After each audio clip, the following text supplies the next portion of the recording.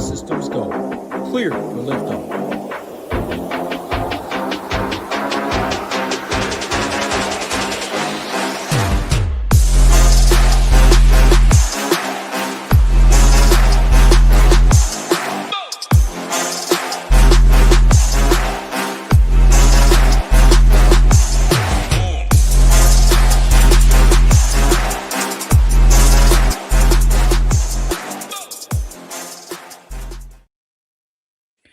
What is going on, everybody? We're back for a Thursday edition of the NBA show. Nice to get back on with my guy Matt here. I was gonna say, don't have a lot of people in the live chat, but our guy Ricky Rose broke the ice. So what's up, Ricky? My Saints in here, Perry Bay always in here. What's going on, guys? Matt, I'll bring you in. How you doing today? I'm good, man. Excited to get on here and talk some hoops to do, even though, as we talked about a little bit before, the DK contests right now are depressing. So MLB is taking over full time, really, and NBA contests until the playoffs at least are a little bit muted, but there's still money to be won, and I'm excited to talk the slate with you. Yeah, how about that MLB slate today? Yeah, one game starting at it was 11:15 my time, and then the next games don't start for like 7 hours later. So I don't think I've ever seen anything like that for MLB. It's pretty odd, and this first game is busting in a pretty big way. Unfortunately, I did play a lot of KC guys. Yeah, unfortunately, I played a lot of Minnesota. I played one lineup, and I stacked Minnesota, so we're in the same boat there, kind of. So, yeah, don't like to see it, but at least there's a night MLB slate. And yeah, weird schedule today in the baseball streets. So I don't know if they originally had this slate planned. I know the White Sox were supposed to have their home opener today, and that got postponed. So maybe that messed with the slate. I don't know, but yeah, real funky. Yeah, I know this is an NBA show, but I'll just say anytime that the Royals are playing at home, I'm going to be stacking up both teams there because they made those big changes to the field, and I feel like there's going to be a ton of runs scored there, especially as we get into the hotter months. It's gonna be like Coors Mini, I'll say. We got a couple other people filing in here. Our guy wins a lot, William, Jake Swales. Yeah, I guess right before he came on, or right as we came on, Wemby got ruled out. I guess we'll get to that when we get there, but that's changes up a lot. I was pretty excited about that game, but I guess it kind of makes sense why the Spurs were only favored by two, or sorry, 3.5, and then I guess that's kind of where it's going to stay. But yeah, Wemby is out tonight. But yeah, I guess from like an overall slate standpoint, what are you seeing here? We have two games starting at 7 Eastern, then there's a 2.5 hour gap, and we have four games in that 6:30 to 7:30, or sorry, I guess 9:30 Eastern, 10:30 Eastern time slot. So interesting in the sense that we haven't had a lot of slates like this much this season, but I feel like a lot of the appeal from fantasy perspective does come from those later games. So what are you seeing here from just a slate overview standpoint? I agree with you. I think the slate overview for me starts and ends with Portland. They look like the team of the slate. No Jeremy Grant here. They got guys that already look good. They still look good. Really good spot against the Pelicans. And now the Spurs are going to look really good because you take Wemby out, and obviously it's going to make everyone else look better. Not a good spot for them, but their prices aren't conducive for Wemby being out. So Portland and the Spurs, man, I think it's going to be really, really hard to get away from those two spots as a kind of majority of any type of like hand-built lineup or anything like that.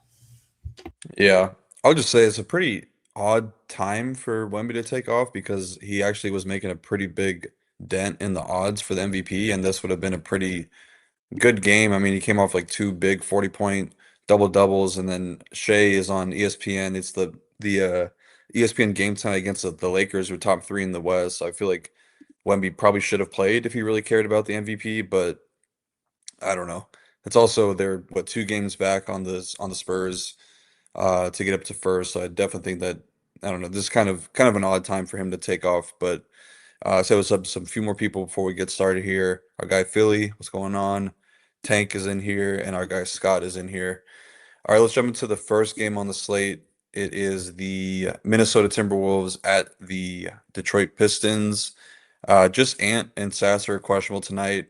I would expect Ant to play on a similar minutes restriction as last game. Kind of talked about that one where he basically can't miss any more games to be eligible for any sort of awards, and only played 23 minutes in that game. Actually didn't start because he was taking a shit, so Mike Conley started over him, and then he ended up getting the game. Maybe that took away a couple minutes off his rotation, but I still am expecting a pretty tight minutes restriction on him. Maybe he gets up to like 28 if he plays. But the questionable tag I think is a little bit discouraging for that point. Yeah, Detroit's favored by 3 here. Two defensive-minded teams facing off. Kind of expect this game to play closer to the under. To me, feels like more of an avoid or like a max one situation on both sides, but I'll let you talk through this one, what you're seeing here in Minnesota at Detroit. No, we're seeing it similarly. This isn't a game I want to go hard after from a DFS perspective. I guess the appeal is should be a close game. You got good players on both sides, but other than that, like there's nothing here from a pricing perspective that looks great. Tobias Harris, probably the closest thing to that, projects for close to 30 fantasy points at 5,900. He's getting ownership. So I'm not ever in love with playing Tobias Harris into ownership, but it's not like enough ownership where I think you have to get away from him. He's just a play for me. Dennis Jenkins, we've seen him have upside at this tag. It's not a good spot. Like again, there's nothing really here that I would be prioritizing if I were only playing one lineup. Harris is a filler piece, sure. Other than that, I don't really see it. From a multi-entry perspective, it sounds like you don't want to get much from this game either. Yeah, I mean, I think there's obviously a case to be made for Minnesota guys if Ant were to miss, but I do expect them to play. I mean, we saw Io kind of fine regardless if Ant plays, had the massive triple double against Dallas, so take it with a grain of salt, but he's been playing great. Probably the best trade deadline pickup. Definitely huge, especially when you take away Jaden McDaniels, replacing him with Io DeSumo, who is a obviously not I mean he's a probably not as good of a defender as Jaden, but definitely maybe more offensive juice. Oh yeah. But yeah, just a really good pickup by them. I think like Nas at 5.6 hypothetically is in a good spot. Same thing for Dante. Like you want off-ball shooters against Detroit because their rim defense is so good and they do kind of leave these secondary options open a little bit. So I have those guys on my radar, but it doesn't seem super appealing. I was thinking through the Dennis Jenkins, which I guess apparently it's pronounced Denis. Yeah, I think it's Denis Jenkins. And also apparently he's named after his grandmother, so that's kind of interesting. Might be the only NBA player that's named after his grandmother. I felt bad But yeah, for laughing, and then I laughed again, so my bad. no, it's all good. Just had to throw out the little the lore behind Dennis Jenkins' name. But yeah, I do like attacking Wolves with lead handlers, and like this would have been a spot where I would have had interest in Cade. And just thinking through it, like I like Darius Garland a lot in the late game, especially now that Wemby is out. But I mean, he's $1,400 more, and like hypothetically, him and Dennis Jenkins have the same upside. I would say, like maybe Garland's a little bit more, but like from a role standpoint, pretty comparable. And You've he's made the 1,400. point. You've made the point often that like Dennis has basically the same role as Cade. Like he's not Cade, but he has that Cade type role. Go ahead. Yeah, I mean it's all the tracking stats would definitely kind of verify that. Really good touch time, just capable of doing a little bit of everything. So I do think that if I was choosing between Garland and Dennis, I'd probably go with Jenkins. Just I mean he's cheaper, and if you need that salary, that makes a lot of sense. But yeah, I like both those guys tonight. But yeah, I agree with you. Tobias Harris, kind of a fringe play. You're never really getting like a great performance out of him, but like maybe 35 is enough from him on the slate. Overall, a pretty unappealing game, so I think we can move on to the Suns at Charlotte. And I think this one should be pretty fun. I kind of like the way that these teams match up. Close spread here, modest team total or game total. I think it's actually on the lower end of things, but probably not that great for DFS. I would say more of like a viewership standpoint. This game should be fun. Suns are getting healthy at the right time. Mark Williams was upgraded to questionable, attended shoot around, so I would expect him to be back kind of right on the uh right on the timeline of when he was supposed to be returning. And it comes at a good time because the interior defense and the rebounding has been somewhat of an issue for the Suns as of late. Both teams have been playing really good defense though. I think the Hornets are sixth, the Suns are eighth over the last 2 weeks. Hornets are a massive three-point threat. They rank first in offensive three-point frequency. Suns are not that far behind. They're six. And mentioned it on the last show, I believe on Tuesday, when the Suns played, and just seeing how things would shake out with Dylan Brooks back. We didn't get a clear picture because Brooks was in a lot of foul trouble in that game, but obviously Jalen Green lost a lot of minutes, and that was more so to like Royce O'Neal. Um, so I just think that this team is closer to a stay away now. I think that Booker is the only guy I'm really considering, and actually think that his matchup is fine. Like I don't think that the Hornets are such a lockdown. They just play good team defense, but they don't necessarily have like that lockdown defender that can slow down a guy like Devin Booker. Their pick and roll defense has been attackable this season, so I feel like he makes a lot of sense here. And then the Hornets side, it's kind of always a max two for me, and I don't really have a strong lean to all these guys. So if you do have one, I would love to hear your take here. But yeah, break this one down. Suns at Hornets. I think Booker, to your point about the Suns, is really the only guy you can lean into from Phoenix. But man, like this spot, which isn't like you said a bad spot, but it's not an elite spot by any means either. And then you've got Dylan Brooks back, which man, I don't love for Booker. Like we've seen Booker's best games come when Brooks has been out. So 9K price tag, like Booker still has upside there, but I think he's got kind of a lowish floor. And I don't think I'm afraid to not play him either, even though, as always, he's the type of guy that he can get hot and get there at 9K. So I recognize that, but I struggle to get there tonight. From the Charlotte side, it's difficult. I think this game does stand out better from like a real life perspective than a fantasy sports perspective, at least on DraftKings. It's just because of where it's priced. Kind of like the last game, you do have like the competitive angle here where this game should be tight and there are even better players than there were from the last game. So I don't have a strong take. Like initially with how they're priced, I think they're all kind of priced where they should be. I'd love to say LaMelo because he's the best of them and projects the best, but he's also the most expensive. Miles Bridges is the cheapest, but I think offers the lowest floor by far. I don't have a strong take. All these guys I'd be wanting to get to in multi-entry stuff, but I don't think any of them look like better plays than their counterparts at similar price tags from the later games. Yeah, I think the Hornets side is interesting in the sense that it's been like very rare to get a close game from them on one way or the other. Like a lot of their wins just come in massive blowout fashion. Then they did get blown out by the Celtics, close game against Philly. So I feel like that's kind of a game where you could see the minutes be on the higher end of things. You saw LaMelo get to 37, Kahn played 36, Miller played 34.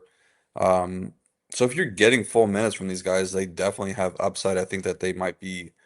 It's probably an appropriate price tag for all these guys, but definitely room for upside in all of them. I just don't necessarily think that one stands out amongst the rest. So I would probably just say max two and then let them kind of land wherever they do land.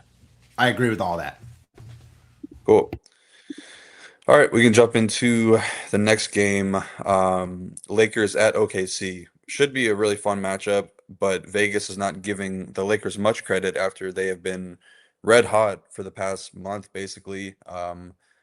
They are nearly double-digit underdogs, and they ranked sixth in net rating over the past month. So even with all that, like their defense has been good, offense has been great. Luka is playing at an MVP level. I believe it's like was it 11 or it's like 11 to 13 straight games with 30 plus points and then a couple 40-point games in a row. Um, I think that this game does have fantasy appeal that is probably going a little bit overlooked because we kind of have a little bit of everything here. Like the mid-tier guys are for sure in play. If you talk about like LeBron, Reeves, Chet, J-Dub, even Hartenstein to a lesser extent, but like Luca and Shea, two top four MVP candidates on the slate, probably top three, yeah, top four probably. But then a couple of values that I think are going overlooked. Um, yeah, so let me hear your take on this one, and then I'll kind of break down what I'm seeing because I think that there are some guys on both sides that are getting little to no ownership that look pretty good here. I'll say that questionable tag on Caruso could tie things up a little bit on the back end of the rotation. So I think you potentially like the value more than me on this slate. And the only thing I'll say to you is I don't know how cheap you're talking, but doesn't for me seem like a slate where we need really cheap value because we don't have elite spend up options, especially now with Wemby out. And there are a lot of good mid tier to like, I guess, the Denny range, who's still under 9K. So interested to hear your take there. I think the better angle I personally like is like the MVP here and also the mid-range plays. I think you could look at it from either of those angles, like SGA and Luka. Luka's been on a tear. Obviously a much tougher spot and doesn't project as well as he's had recently, but the ownership isn't there. So he is one of those spend up options that if you want to make a case to get to, I wouldn't argue it. SGA himself, I mean, you're saving a lot as far as price tag goes, and this is a prime spot for him. You know, MVP matchup here. I could easily see either or both of those guys going off here with the ball in their hands for a ton of the game and then playing a little bit more just because of the extra motivation there. Your mid-range calls of like Braun. I like Reeves here. He seems like he's priced nice, projects decently with upside. Again, I can't say that these guys are priorities for me over the pieces from Portland and now the Spurs that I like. And I think that in single entry type stuff, at least where I sit right now, you're not wrong if you're building just Blazers and Spurs with maybe some Pelicans mixed in there. And I don't think guys from this game are going to look better than those plays. That doesn't mean that they're not going to get there, though. So I'm interested to hear your value take. Yeah, I actually kind of have to dial it back a little bit now because the Spurs stuff did open up a lot, and I do agree with you. Like the Pelicans and Portland look much better. But I actually like I'm normally never looking to play like Lou Dort, but if Caruso misses, I mean they're already going to need to play a lot of him, a lot of Dort because of the Luka matchup. He's a much better shooter at home. I think that he's a guy that they could leave open a little bit, so I could see this being a game. Maybe he gets like to mid 20s DK points. I don't necessarily know if that would be enough on the slate, but he's only 3.5K, so could be worse. The Lakers side, I feel like you do have to get a lot right here for these guys to even matter, but hypothetically, it's a pretty good spot for Rui and Luke Kennard in particular because OKC, just the way that they defend, it will funnel a lot of usage and a lot of shot volume to these secondary guys. And the way you want to attack the Thunder defense is with corner 3-point shooting because they do help off a lot. So that'll leave open guys like Rui and Luke Kennard in the corner. Rui pretty much is just always parked up in the corner. So I could see this being a spot where he gets up a good amount of shots here. But I agree with you. I think like maybe give these guys like Luca and Shea a little bit of a narrative boost because I don't like the matchup for Luca at all. Like I feel like if I'm playing a spin up in this game, it would probably come from the OKC side and Shea. We basically have a ton of data from over the past 3 seasons that say that Lou Dort has done a great job of limiting Luca. He's failed to top 56 DK points in 4 of his last 5 games against Lou Dort, but did go off for 93 against them like 3 seasons ago. But he's only averaging 21.3 points per 75. Pretty poor numbers for him. 62% true shooting, so that's fine there. I'd probably look to get away from Luca in single entry, but you still have to consider him, especially now that we lost Wemby. He's clearly got the highest upside on the slate. I do think LeBron is in a slightly better spot, though. He's done well against the Thunder. I think they'll put J-Dub on him, which has actually been a pretty exploitable matchup for LeBron in particular. He's averaging 26.2 points per 75 on 75% true shooting, so much better numbers than Luca. So I would probably lean LeBron over Luca and Reeves here. You can make the case for Reeves. He'll probably see Shea on him, which is not a great spot because Shea's actually a pretty good defender. And then Ayton at 5.1K playing better could be a spot where they ask for more out of him with Luka getting the Dort assignment. And then, yeah, I just think that Shea is probably in a better spot. And it's actually a really good price tag for him at 10.4K. So I'm in on Shea, sprinkles of those value plays that I mentioned, and then LeBron for me on the Lakers side. I think I'm with you that I like SGA the best for as like the spend ups go. All in all, I don't think you need anything from this game. Yeah. All right. We'll go to what's the next game we have here? Warriors. So Warriors welcome in New York Cleveland Cavaliers coming off of a pretty bad loss in LA the other night. But I could say a good loss because the Cavs aren't really trying to win right now. Oh, is that right? They're trying to Yeah. hold positioning. Yeah, they're talking about, a lot of tankathon talk, and people in Cleveland are talking about the four-a-thon talk where the Knicks and Cavs both would much rather be the 4 seed than the 3 seed and have to face Boston in the second round. So, yeah, I know that that's throwing shade on your Pistons, but there's a lot of talk about that around here. No, I think I think Boston is definitely the tougher matchup right now. I mean, look how they did last night, man. That was a really impressive win against Miami, and Tatum looked like himself last night. So I would probably rather play Detroit right now for sure, especially if Cade is going to be out for a little bit longer. I agree that I would rather certainly face Detroit, but you're dancing with the devil a little bit, trying to like play the seeds like that. Like, Yeah. you kind of just got to play it out. Whatever happens, happens. But yeah, like I don't think the Cavs are necessarily dying to win their games right now. So I want to pull up their schedule really quick because this is definitely a really easy, like a very winnable game for Cleveland. Very Um, winnable.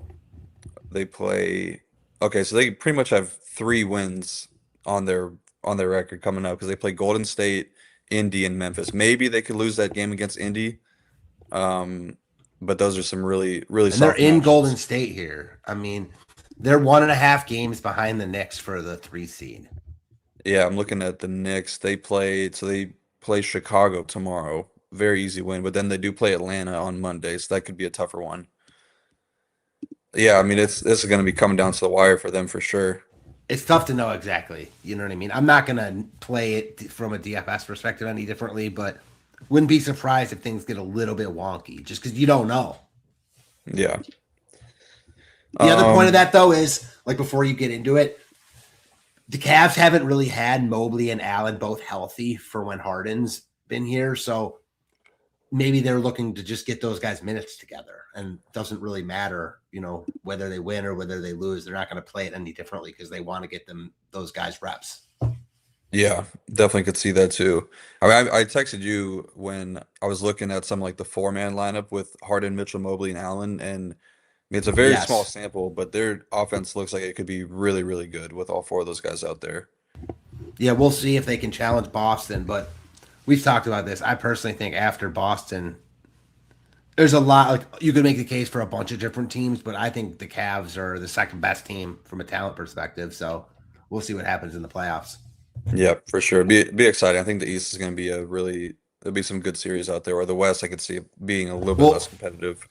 and the thing about the East, like you look at the teams like 5 through 8 right now, they're good. Like those teams aren't easy outs. Atlanta has won 17 and 19. Charlotte, Toronto. I'm missing someone. That's Miami is still there. Miami is still there, but someone. That's not Orlando. I don't. I mean, they're in that Except range though. Philly, Yeah, Philly. who like obviously they're inconsistent, but when they're fully healthy, man, like how could they not be scary with Maxey, Embiid, Paul George? Like they might be the most talented team in the East when they're fully healthy, even though they're never fully healthy. But what if they are healthy? I mean, they are right now, so you just got to kind of get through the last portion of the season. Yeah, we'll see. I mean, I could see Philly and Charlotte being 2 teams that like maybe get an upset in the first round. Not Atlanta. I don't know if I'm necessarily a believer in them. Okay. Yeah. I mean, I'd be Um, surprised if any of those teams actually won their first round series, but I think they could give whoever they're playing good series. yeah. I do think that I think Detroit and Charlotte. I think Charlotte matches up pretty well with Detroit. I could actually see that series going 6 or 7. Especially if Cade's like not fully healthy. Yeah. But all right, we'll jump into this one here. Yeah, so I think injury wise, it's pretty clean.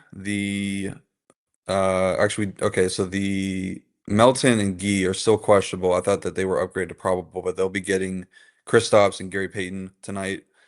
And then the Cavs minus Jalen Tyson, Dean Wade, fully healthy. We saw Max Strus get into the starting lineup last game, which I actually think will probably continue here, and I think it's a pretty good spot for him. Um, I'm not really seeing too much in this game personally. I think that you can make the case for Donovan, for Harden, Mobley, and Allen. I'm a little bit less interested. And I think that Mobley's offensive upside really takes a big hit when he's sharing the court with Jared Allen because I think that Harden prefers Allen as the pick and roll partner. But Mitchell and Harden, one of these guys will be matched up against a pretty weaker defender in pods, I would think one of them is going to get Melton, but if Melton missed, changes things up a little bit. I think all these guys are definitely worth taking swings on, maybe to a lesser degree, Jared Allen, because I think he's so limited. But I do have interest in Max Strus at 4.3K, assuming that he's starting. I feel like kind of regardless, but there is some talk about Kenny Atkinson saying they want to get his minutes to like the upper 20s. Last game he was trending for 30, played 15 first half minutes, and the blowout kind of cut him down a little bit. Um, and then Warriors side, I mean, like Kristaps is getting ownership. I feel like he's priced out. Draymond, never a guy I'm looking to play at this stage of his career. No, thank you on pods. I actually think that Guy Santos had a 30-point game before Pods did. I might have to double check that, but I don't know if Pods has ever scored 30 points in a game in his short career, but Guy Santos had one a few games ago. I'm not too interested in this game personally, but if you can talk me onto some stuff, I'll definitely get there. But what are you seeing in this one? Not seeing a lot. I mean, I think Harden looks okay. I'm seeing that what Saber has been projected with decent ownership. I don't know if I'm buying that, but you do have money to spend on this slate. I don't love this spot. I don't love this game. Pat Spencer, maybe. Yeah, I'm probably out here. I like the last two games too much for me to want to kind of deviate onto this game. I don't know Cleveland's motivations. All these guys healthy. Like both big men being in makes me lean Harden. Like he should have a bunch of assists basically every game, but I'm also not scared to not play him. So yeah, I really don't love anything here at all. Anything, again, kind of like I said in another game we talked about, basically anything at the same price tag in the last two games. I'm just going to like more in the last two games.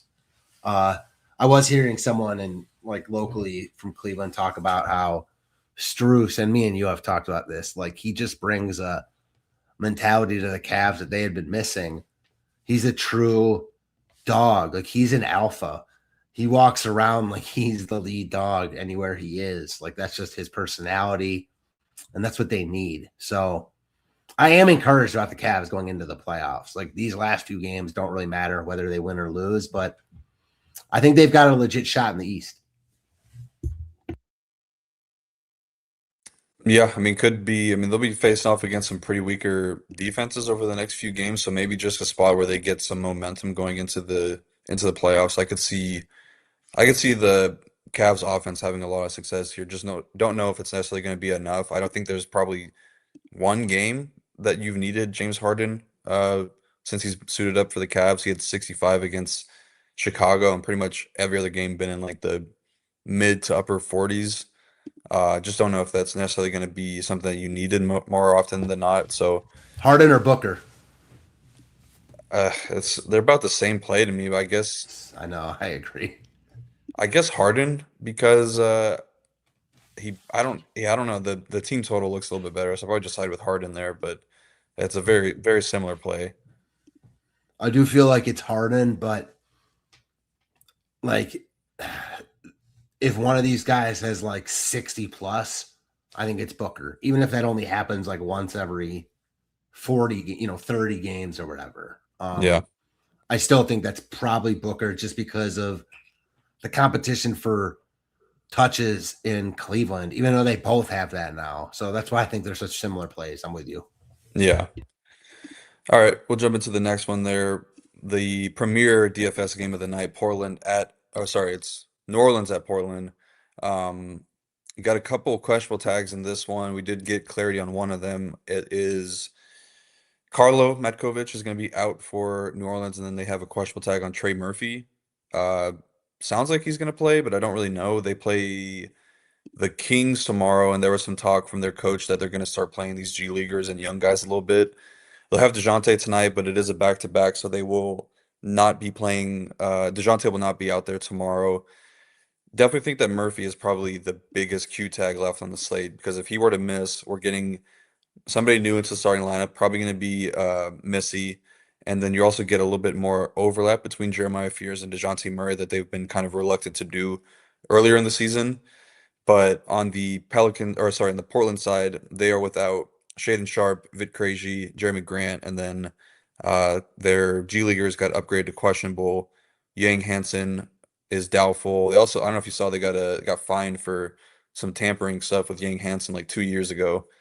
It's kind of crazy they had their eyes on him for that long, but not really using him much this year. I just thought that was a really weird draft pick from them getting him last year, but I mean, because Klingon he's the real deal. I think he's like, I don't want to give him like too much props, but like Rudy Gobert defensively, maybe a little bit less impactful, but a much better offensive game. So I like Klingon a lot. I know that you're always really high on him, but yeah, I'll let you talk about this one. Pelicans at Portland. I'm gonna throw it right back to you real quick because I love Klingon in this spot. I was all over Sengun in this spot recently. Actually, the last game New Orleans played, and he absolutely nuked. But Klingon has been real inconsistent lately. Minutes are very, very volatile. So before I break it down, like how in on Klingon are you here? How worried about you are about his just straight up overall volatility at the moment?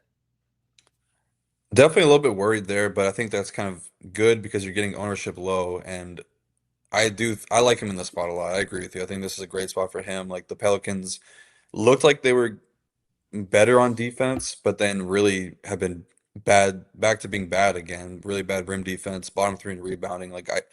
And if Murphy is in, I feel like that's better for Klingon because he's gonna be matched up with like Herb Jones or like Zion in the front court, just a bunch of smaller guys. And we've seen when he does have the mismatch, they'll definitely look to get him the ball. So I'm in on Klingon tonight for sure. So I'll throw it back to you. What do you feel about Klingon here? No, that's a good call about if Murphy's in. I have no lean on Murphy. You say he's probably in, so cool. I'm with you there. But either way, I'm in on Klingon. Like just because his upside's too real here for me to not be in on him, even with him being so volatile. I'm looking to win tournaments. So this is a spot I've been looking to pick on, and I'm going to go back to it tonight. I like Klingon a lot here.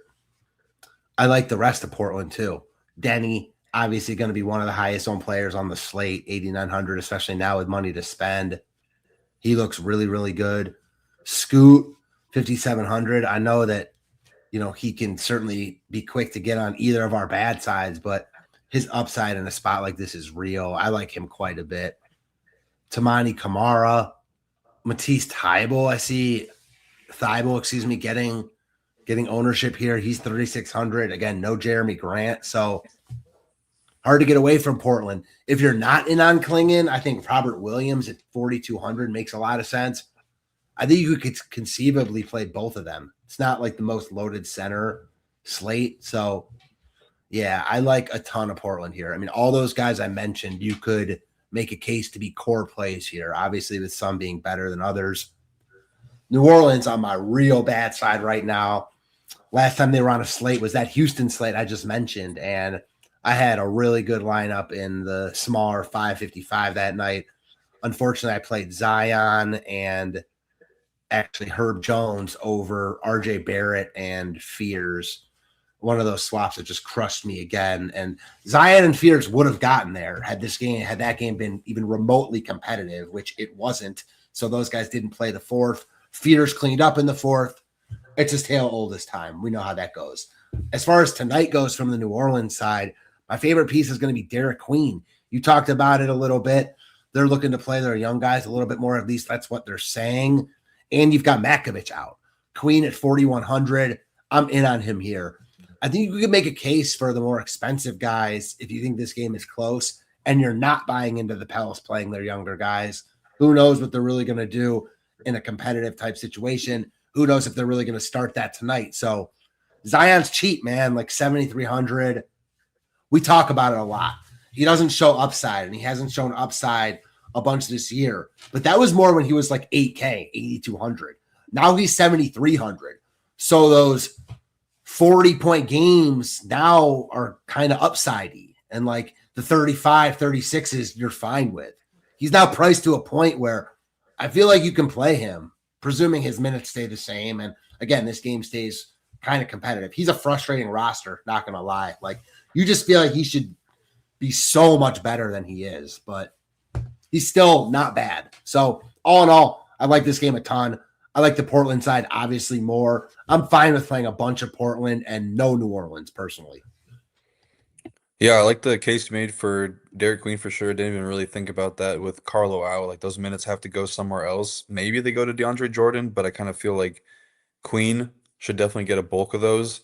Um, I also think that we'll know when they're gonna play the young guys. It'll be a situation where like Zion, Bay, Murphy, and DeJounte all Okay, good miss. call. Yeah. Yeah. You're right. Maybe tomorrow.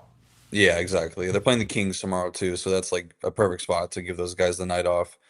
Um, So but maybe I that mean, makes yeah, me like Zion a little bit more here. yeah, I think he's playing full. I think you definitely made a better case for him than I kind of thought because at 7.3K, like you said, the 35 to 38 is not really going to kill you, and like a 42 to 44 point game is starting to actually like look like a high upside play. So I think that a good point you made there. Um, I think Fears is somewhat interesting because of their willingness to overlap him and DeJounte a little bit more now. You probably need Murphy out for me to get there, but he is a guy that does have pretty solid permanent upside, and he will be going up against the second unit. He's been playing better as of late as we kind of wind down the season.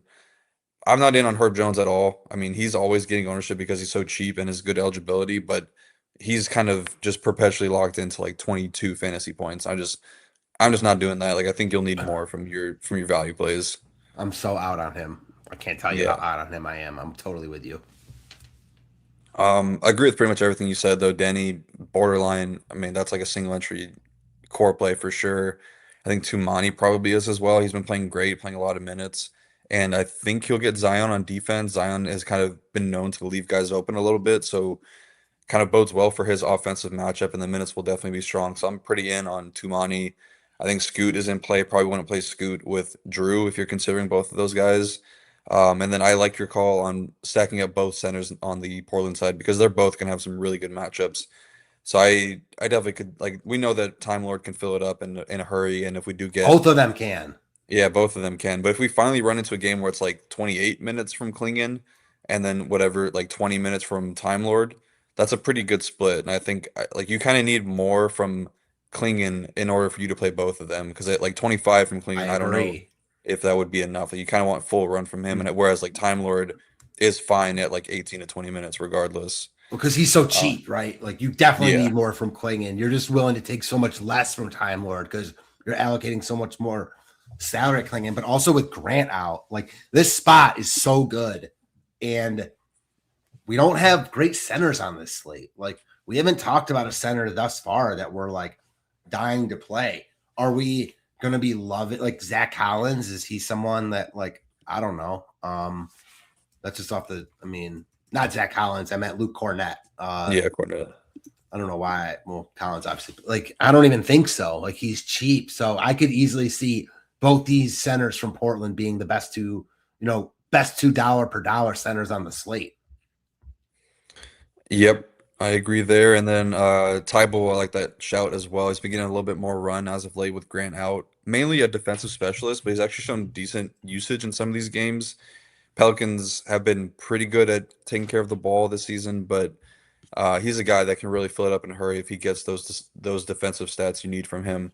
So yeah, all in all, I think it's a great game to get pretty heavy into, and then you could also just backload for that Spurs stuff because we're going to be wanting some of these guys as well. Good segue though, and before I jump in there, did have a couple more people trickle in here late. Our guy Neighbors World is here. What's going on? Wardo is in here. Al Money, Don Magic, our guy Nate D, Colin, what's going on, man? And then our boy Josh. Uh, Blazers, I believe they're right there towards they're trying to hold off the Clippers or catch the Clippers. Yeah, they're fighting for the eighth seed right now. So yeah, big for the Clippers that Wemby is out because they'll actually have a chance to win this game. But yeah, Clippers are definitely playing, or the Blazers and the Clippers both playing for something right now. All right, we'll jump into the last game of the slate. San Antonio Spurs at LA Clippers. Our guy Little Neck will have showdown stuff up for this game, and I'll probably be playing this game and not playing the main slate tonight is kind of what I'm thinking. Just don't really like the slate all around, but Little Neck's been crushing it. And okay, so the line actually flipped now. Clippers are favored by one. Very interesting, but makes a lot of sense that Wemby being out is going to kind of impact the entire game as a whole. Um, yeah, so I guess we kind of just got to break down what to get into from the Spurs side, we do have updated projections on Saber, so we can, I don't know if you have that pulled up, we can refresh and then use whatever Saber has there. But Cornet should slide into the starting lineup, and then basically everybody else is going to look a lot better. Stephon Castle at 7.3, Fox is only 6.6K, Vassell, Harper, Keldon, Champagny were all guys I already had on my radar, but now it's going to be really tough to get away from them. But yeah, I mean, Cornet, 3.4K. I think you got to play him. Now it's maybe a little bit less likely that I go with like the Klingon Time Lord stuff and probably just go Klingon Well, and Cornet. it makes Time Lord look a lot less appealing now. Yeah. Yeah, so if you want to touch on this game on the Spurs side, and then we could talk through Clippers. I actually think that, I mean, it changes a lot. Like I really had interest in Brook Lopez too, but now I don't think that you need him with the value that opened up at center. But um, I like Garland here. But yeah, touch on this game, Spurs at Clippers. I like Garland and Kawhi because you got money to spend on this slate, and this game should be really competitive. But it's the Spurs side that look the best from a value perspective. I mean, play them all. Cornette, Castle, Fox, Vassell, Harper. They all look really, really good here. I mean, I always like Harper the most when they're priced like this, but Vassell, really cheap. Fox, really, I mean, all these guys are super cheap already. And for Wemby to be out, they all look just really appealing. Keldon Johnson, Champagny, I think, has a role on this slate. Hard to get away from the Spurs. Cornette obviously looks like now the best value play on the board. Hard to get away from him, but it's hard to get away from all these guys. Like I think you want multiple Spurs in basically any lineup you make, certainly any lineup you're hand building, and playing 3-4 of these guys remains wildly in play. Honestly, the only reason I wouldn't play like just a combination of San Antonio and Portland is to be different, but maybe that's different enough just playing those two teams. So I'm in on the Spurs here. Hard not to be. Yeah, for sure. Um, I liked Castle here a ton. He's going to be guarding Kawhi, so a little bit of foul risk, but probably not as much as we would think. And he's just been playing great lately. He had a triple double 3 games ago, double double back-to-back games. Usage sees a pretty big uptick with Wemby off the court this season. Just looking at the numbers, but it's him, Vassell, and De'Aaron Fox as the top 3 guys that see a really big usage role increase. Um, I would probably not want to get 3 of Castle, Fox, and Harper. I think that you probably would if you just ran like some blind optimizers. But do you have you think that's a good rule to make a max 2 of Castle, Fox, and Harper? I don't know.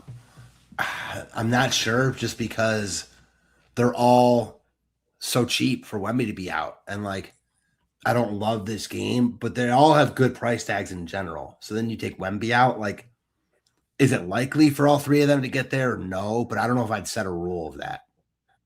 Yeah. Um, yeah, I think I would personally, but then if that gets me to more like Keldon, Vassell, and Champagny, I think I'd be okay with that. Obviously, I think Harper has the best ceiling of the 3, but I mean, I'd be fine going like Castle and Harper versus Castle and Fox. I think I'd be more inclined to do that. Also, it's worth noting that back to back for the Spurs, and Fox did get a little bit banged up last night, so there's a chance that they just limit his minutes a little bit, which I think would be a huge plus for Dylan Harper for sure. But yeah, I'm in on probably playing like 4 Spurs tonight. I think is like for sure 3 is in play, but I think 4 is even fine tonight. And then yeah, I agree. You have money to spend, so I think Kawhi's in a good spot here.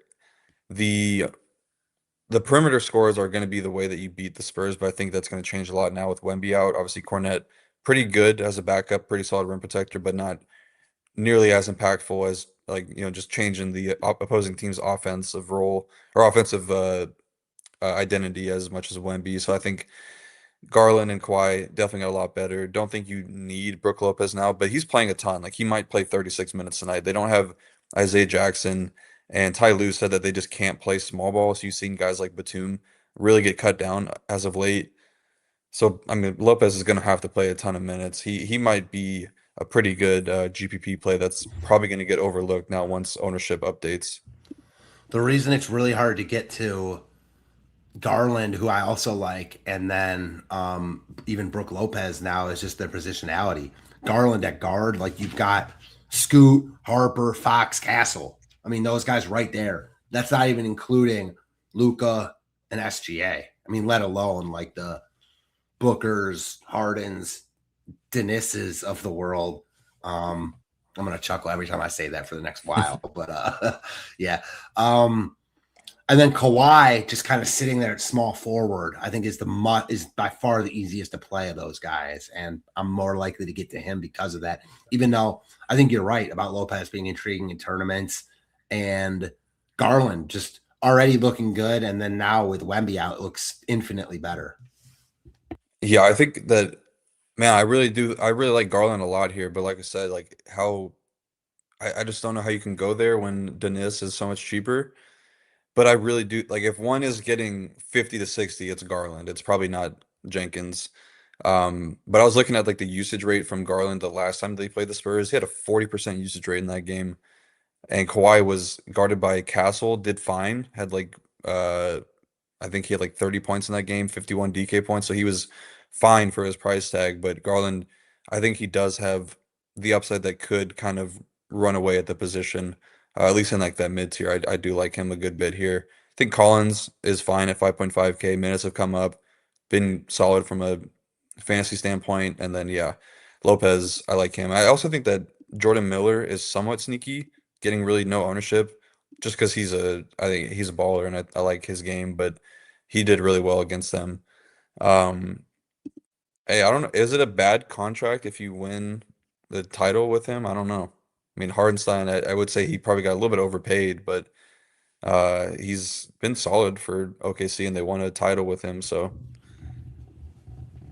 Yeah, I don't think they're looking at it as like a bad contract. I mean, he's a good defensive piece for them. That's all they really need. Like he's not going to get good numbers.